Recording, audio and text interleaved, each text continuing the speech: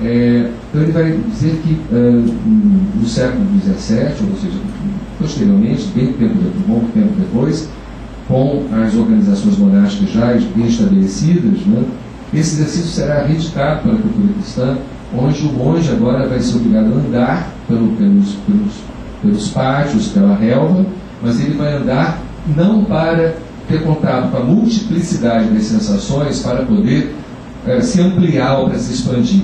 Ele vai andar para reconhecer em cada pequena coisa que vê na cidade a presença divina de Deus.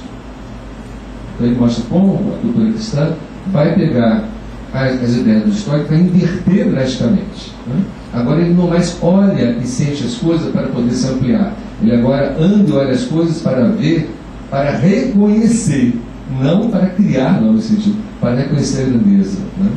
Então ele vai nos trazer aqui, não uma valorização moral, que está sendo errado, mostrar dois modos de subjetivação radicalmente diferentes. Um, onde eu, no contato com a imanência, com o solo, com a cidade, com a vida, vou poder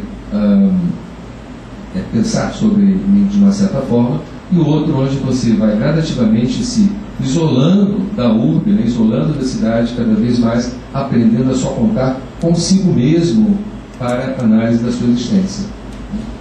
Daí está toda a origem da introspecção, né? Vai gerar todo um psicologismo posterior, vem desse desprezo à cidade, desse desprezo àquilo que é. E nós, dentro do campo ocidental, no pensamento contemporâneo, nós, de uma certa forma, reeditamos essa prática judaico-cristã quando nós vamos à cidade para dar nomes, ou para localizar os lugares, ou para reconhecer os lugares, né? Diferente dessa outra aprendizagem, onde os lugares podem trazer essa desacomodação. Como é que estava esse tempo aí? Vamos finalizar. Só para terminar e dizer que, olha, foi o primeiro dia, eu acho que o mais importante seria a nossa conversa, desculpe que acho que eu falei demais, acho que a ideia é ter esse papo, né? Porque esse tema me contagia e etc e tal. Eu acabei de escrever um trabalho, um texto, em que eu falo sobre as agonias e as epifanias na cidade, né? Ou seja, pegando essa ideia de que a cidade está morta, a cidade está agonizando, e a ideia da epifania, que é uma ideia inspirada em um autor alemão que eu gosto muito, que fala que epifanias são acontecimentos que não se repetem, né? São conhecimentos que rompem. Acho que a grande importância, a grande beleza desse momento que está começando agora, que o Conselho está iniciando, está cabeçando, e como essa discussão da Copa pode, nesse lastro aí da discussão, pode estar suscitando, porque eu acho que a meta de vocês não é chegar qual a cidade nós queremos para a Copa, ou seja, pegar isso como um grande dispositivo, né, de cutucar, e que se traga questões, porque geralmente o psicólogo ele tem uma linha teórica que eu respeito, não estou aqui ironizando, nem classificando, que ele vê a cidade como um fora, não um lugar exterior. E até aquela história, por exemplo,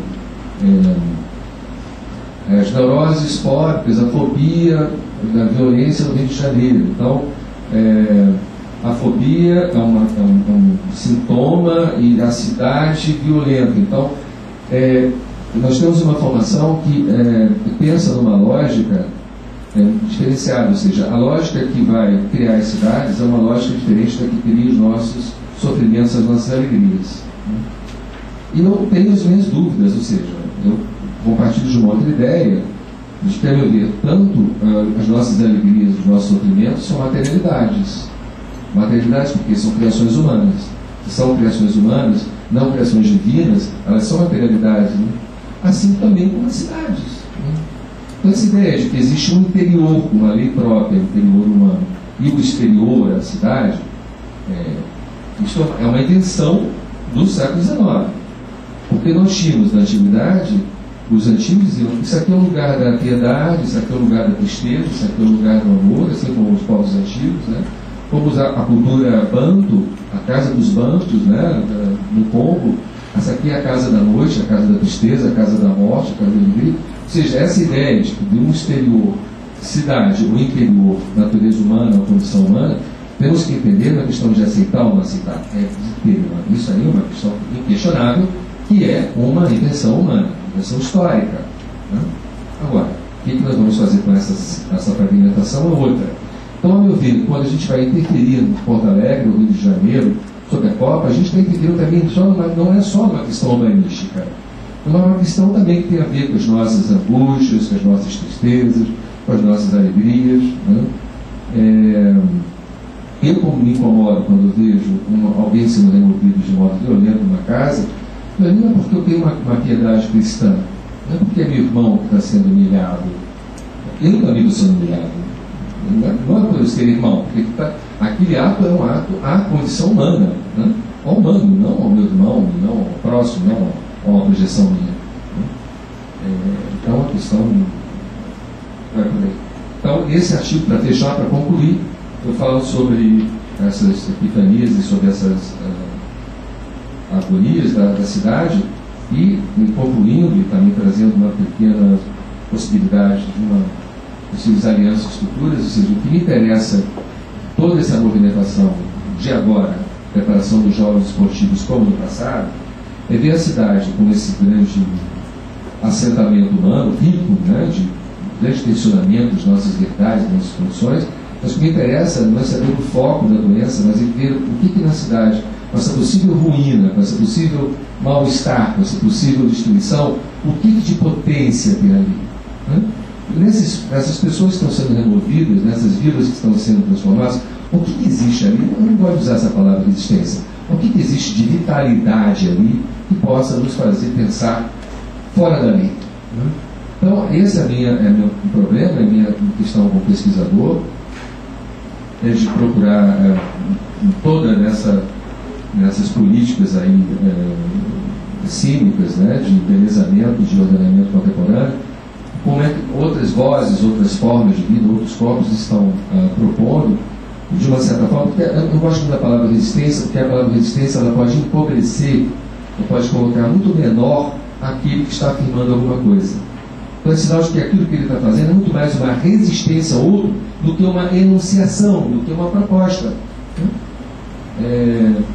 Por exemplo, usando a cultura afro-brasileira, que é muito importante na minha cidade, a cultura afro não é uma resistência ao cristianismo, como algumas pessoas falam, aquilo ali é uma resistência, estou resistindo. Não, aquilo ali é uma proposta mitológica, de verdade, de sociabilidade, não foi criada simplesmente porque está resistindo ao português ou resistindo ao... Então a palavra resistência, ela pode desvitalizar essas formulações. Né?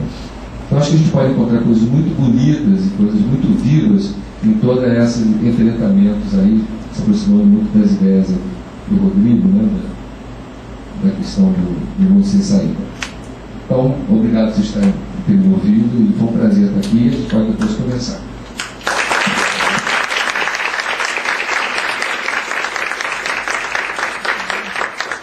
Obrigada, Luiz Antônio, o Rodrigo também trouxeram vários elementos aí para a gente seguir conversando, né? Então passo a bola para vocês.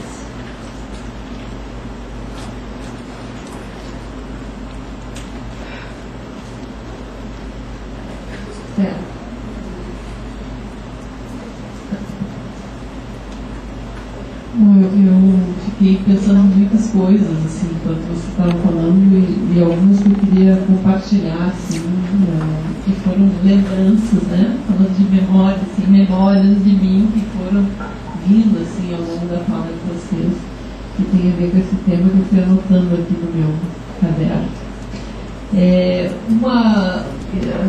Uma lembrança que me veio é que eu venho de uma cidade muito menor que Porto Alegre, né? Eu nasci na cidade de Passo Fundo, que é uma cidade hoje que tem uma população em torno de 100 mil habitantes, né? 100 e poucos mil habitantes, 200 já?